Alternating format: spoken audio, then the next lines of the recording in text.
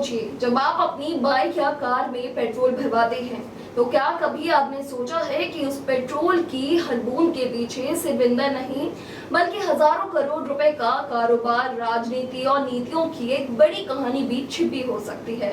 नमस्कार, मैं अंशिका मदवाल और आप देख रहे हैं द फैक्ट मीडिया। सरकार का कहना है कि एथेनॉल ब्लेंडिंग प्रोग्राम से देश की विदेशी तेल पर निर्भरता कम होगी, किसानों की आय बढ़ेगी और भारत ऊर्जा के क्षेत्र में आत्मनिर्भर बनेगा। लेकिन दूसरी तरफ सवाल भी उठ रहे हैं कि क्या इस नीति का सबसे बड़ा फायदा किसानों को मिल रहा है या फिर देश की ताकतवर शुगर लॉबी को। आखिर क्यों महाराष्ट्र और उत्तर प्रदेश जैसे राज्यों की शुगर मिलों को राजनीति का पावर सेंटर कहा जाता है। कैसे चीनी मिलों से शुरू हुआ सफर सत्ता के गलियारों तक पहुंचा और क्या एथेनॉल को लेकर आज इतनी बड़ी बहस हो रही है। क्यों एथेनॉल को लेकर आज इतनी बड़ी बहस हो रही है, आज के इस खास रिपोर्ट में इन्हीं सवालों के जवाब तलाशेंगे। भारत दुनिया के सबसे बड़े चीनी उत्पादक देशों में से एक है। महाराष्ट्र, उत्तर प्रदेश, कर्नाटक और बिहार जैसे राज्यों में सैकड़ों शुगर मिलें काम करती है। इनमें से कई जिले कोऑपरेटिव मॉडल पर बनी, जहां किसानों की भागीदारी भी रही है। समय के साथ इन मिलों का आर्थिक प्रभाव बढ़ा और इनके संचालन से जुड़े कई लोग राजनीति में भी मजबूत होते गए। यही वजह है कि शुगर इंडस्ट्री को भारत की सबसे प्रभावशाली लॉबी में गिना जाता है।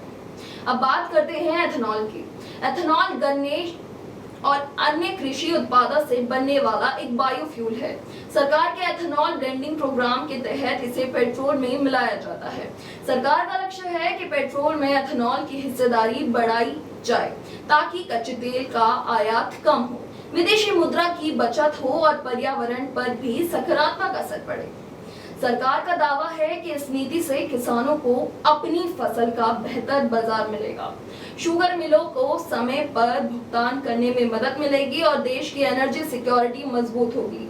सरकार इसे भविष्य की ऊर्जा जरूरतों के लिए महत्वपूर्ण कदम मानती है, लेकिन इस नीति को लेकर सवाल भी कम नहीं है।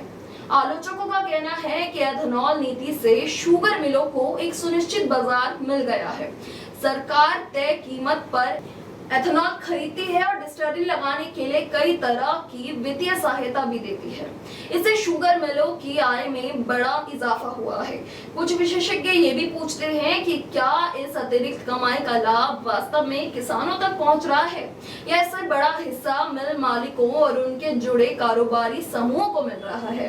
यानी कुछ लोग ये भी मानते हैं कि एथेनॉल नीति का मूल्यांकन सिर्फ आर्थिक लाभ में नहीं बल्कि ऊर्जा सुरक्षा और पर्यावरण के नजरिए में भी किया जाना चाहिए।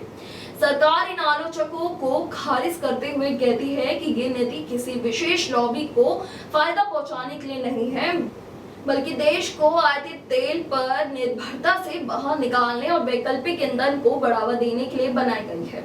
यानी एक तरफ तो ऊर्जा सुरक्षा है, किसानों की आय और आत्मनिर्भर भारत का दावा है, तो दूसरी तरफ पारदर्शिता, लाभ के बंटवारे और नीति के वास्तविक लाभार्थियों को लेकर सवाल है। यही वजह है कि एथेनॉल नीति आज भी चर्चा का बहस विषय बनी हुई है।